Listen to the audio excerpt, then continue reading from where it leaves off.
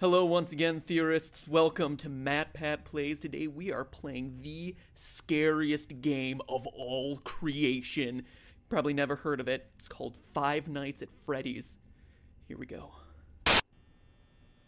What's this? It's a camera.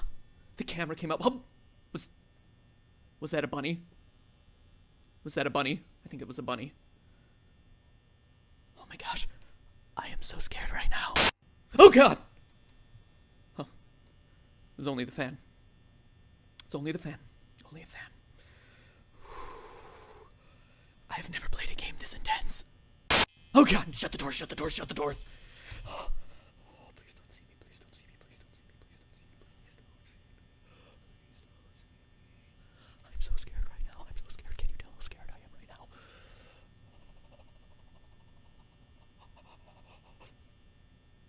Okay, we're good.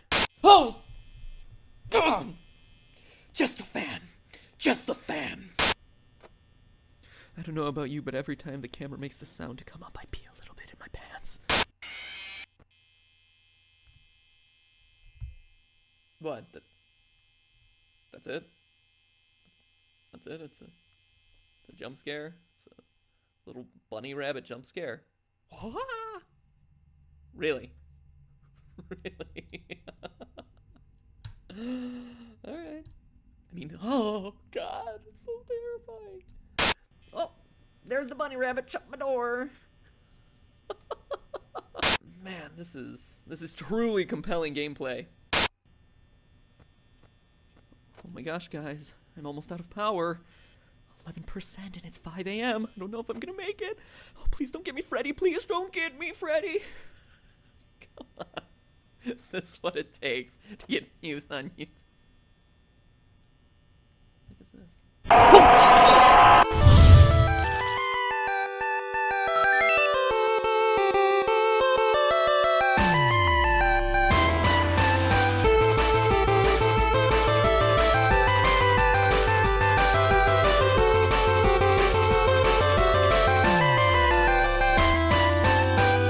Hello, Internet! Welcome to Game Theory, where fear is our middle name. Matthew Fear Patrick. It's a very strange name. Okay, I'll admit it, I didn't give Five Nights at Freddy's enough credit when it first came out. A few jump scares from creatures that, aren't that scary. People overreacting to it on YouTube. Meh, pass. But then when I asked you about it, you showed overwhelming support for an episode on the game on Twitter, so I began to dig a little deeper.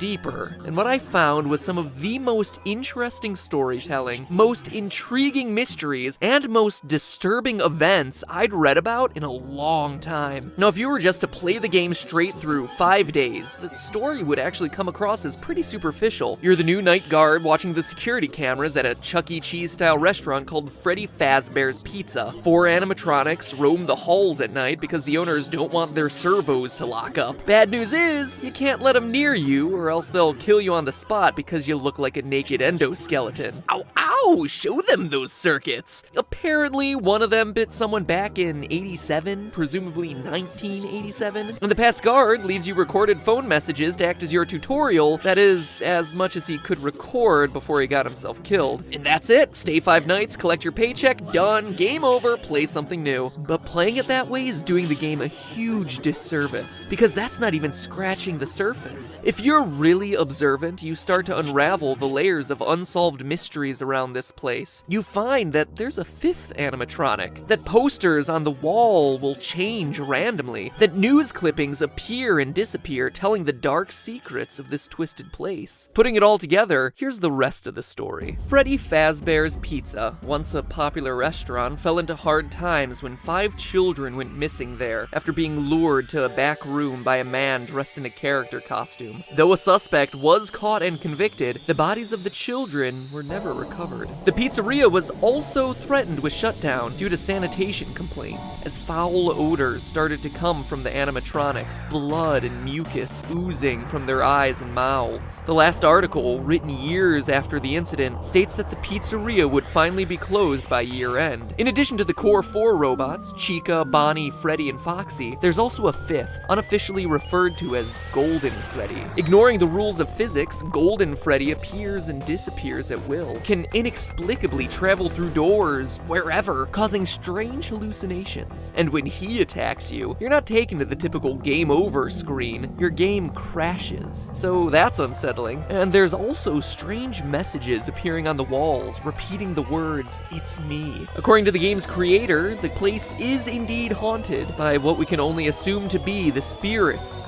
of the 5 lost children. So that's the gist of it. Murder, missing children, foul odors, killer robots, and pizza. But that story leaves a lot of lingering questions. Who is your character? How's he fit in? Why does he stay for 5 nights when he's very clearly confronting the possibility of death? What more can we know about this terrifying Golden Freddy? And most importantly, what is the complete story behind Five Nights at Freddy's? They're all good questions about a delightfully incomplete and mysterious story with just enough threads to keep you theorizing. So now, if you'll indulge me, let me reciprocate that story with one of my own. I think you'll find it interesting. December 1993, Aurora, Colorado. 10 p.m. Tuesday night at a local Chuck E. Cheese. After a family birthday party runs long, manager Margaret Kohlberg and teenage employees Sylvia Crowell, Ben Grant, Colleen O'Connor, and Bobby Stevens are forced to stay late to close up shop. But as Margaret tallies receipts in the back, Bobby scrubs down the kitchen, and the other 3 work outside in the main arcade. Unknown to any of the 5, there's actually a 6th person locked in the building with them, waiting silently in the darkened restrooms. A 19-year-old named Nathan Dunlap. Earlier that year, Nathan had begun working there as a cook, dough master, before getting fired in July after a disagreement over his hours. Now, 5 months later, he was back. At 10:05, he left the bathroom, pulled out a small caliber handgun, and proceeded to execute everyone in the building. First Sylvia, then Ben, then Colleen. Dunlap then moved to the kitchen, where he surprised Bobby Stevens. The bullet entered Bobby's jaw, sending him sprawling onto the ground. Then finally, Nathan moved to the back, the office, where Margaret opened the safe before Nathan shot her twice, proceeded to grab her bag, filling it with $1,600 in cash, arcade tokens, and keychains. Spurred on by the building security footage, police were at his home a few hours later, where he was promptly arrested. Eventually, he was tried and sentenced to death, but his story re-entered the news just recently as his punishment has been postponed, leading people to debate whether he's able to sleep soundly, knowing that his execution has been delayed. This is a tragic story, a disgusting waste of human life, and one that I won't joke about or make fun of in any way, but I want to address it because I have a strong suspicion that this story is the one that inspired Five Nights at Freddy's. Let's look at the facts. First, I don't think that there's any doubt that Freddy's is a parody of Chuck E. Cheese. From the singing animatronics to the alliterative naming of the characters, the parallels are just obvious, so the setting is certainly the same. Next, what year does Five Nights take place? The time is certainly kept vague, but there are clues that we can put together. For one, the Chuck E. Cheese franchise had a tremendous period of growth and success in the late 80s and early 90s, but started to decline along the same time as arcades, with at-home video game consoles taking center stage. So that's one clue, but we can get even more detailed, specifically with your character's paycheck. Each night you're working a 6-hour shift, and you're spending 5 nights there. So that's 30 hours of total work time for $120. In total, $4 an hour. How can they do that? That's below minimum wage for 2014. But in 1990, minimum wage was $3.80. In 1991, it was raised to $4.25. And by 1996, you were looking at about $5 an hour. So the game seems to take place between 1991 and 1996. The Nathan Dunlap story took place in 1993. But let's move on to the most important comparison, the victims. In the game, there were 5 child victims. In the real-life story, there were also 5 victims. But we can get even more specific. Online theories about the game always tend to draw a parallel between the number of kids missing to the number of animatronics, saying that the children's bodies were stuffed in the various suits. And this appears to be true. Bonnie and Chica both have moans and raspy breath sound effects, as though someone's trying to clean cling to the last threads of their lives stuffed inside the costumes. And other sounds made by the animatronics are just slowed down versions of children's laughs and screams. Additionally, as the news clipping mentions, the suits ooze blood and mucus and begin to stink like decaying bodies or reanimated corpses. So 5 victims, 5 suits, seems like a slam dunk, but nowhere does it say that all 5 were murdered, only that they went missing and couldn't be found. Also, the trouble a lot of people have with this theory is Golden Freddy. Why is that guy so limp and lifeless? So unlike the others. It's weird, until you go back to the real life story. Yes, there were 5 people shot that night in Chuck E. Cheese, which matches the 5 victims in Freddy's story, but of those, 1 survived. Bobby, the one from the kitchen, miraculously survived the shot to his jaw. After he was knocked to the floor by the bullet, he went limp, played dead, to avoid the killer coming back to finish the job. And that relates exactly to the advice you're given on night 3 by the phone guy. Try playing dead.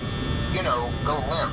Again, let me reiterate that I'm not trying to make light of the real-life events by comparing them to bear costumes and animatronics, but I do want to point out that these similarities do exist. And what else is limp and appears to be a lifeless, empty suit in the game? Golden Freddy. Surviving the attack, Bobby was able to go to trial and be a damning piece of evidence in the case against Nathan Dunlap, ultimately leading to his death sentence. Which animatronic surprises you by appearing randomly? The one you don't expect and has no clear pattern?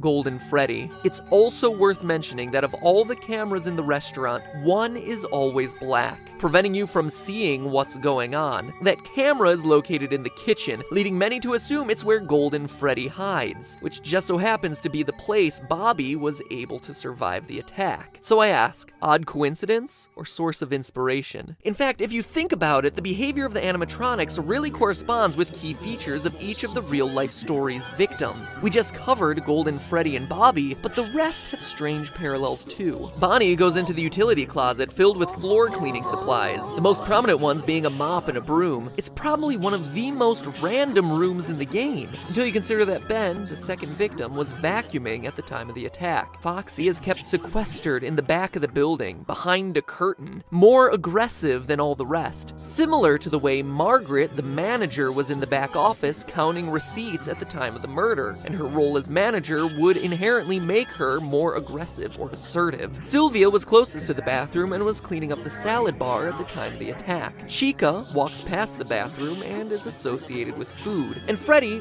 well, he doesn't have that strong of a parallel with Colleen, but he does appear in the girls' restroom. Odd for what we would assume to be a male animatronic. Maybe it's a reference to Colleen being a girl, or a nod to Nathan's plan of hiding in the bathroom until he was ready to attack. Alright, after doing all the research, reading every fan theory in existence, and putting all the clues together, what can this mean for the story of the game? I think the game is an allegory for that night back in 1993. Here's my final interpretation. You, Mike Schmidt, are the murderer, former employee of Freddy's Pizzeria. Like Nathan in the real story, you were fired for the reasons stated in the Day 7 pink slip: tampering with the animatronics, being unprofessional, odor. Maybe it was your tampering with the robots that caused the infamous bite of 87. Regardless, like Nathan, you were mad and wanted to get even. So you lured children to the back using a costume, killed them, stuffed their bodies into the animatronic suits, hoping to get the place shut down, then left. Notice that the newspaper clippings never say it's an employee of the company luring the children away, but we know it must have been someone with access and knowledge of the employees only section of the building. And as the newspaper clippings clearly show, just like Nathan, you were caught almost immediately, captured on the security footage. You were arrested, tried, and convicted, forced now to live on death row. The Freddy's Pizzeria you work in now are just the nightmares that haunt you, taunting you every night with the phrase, "It's me, it's me."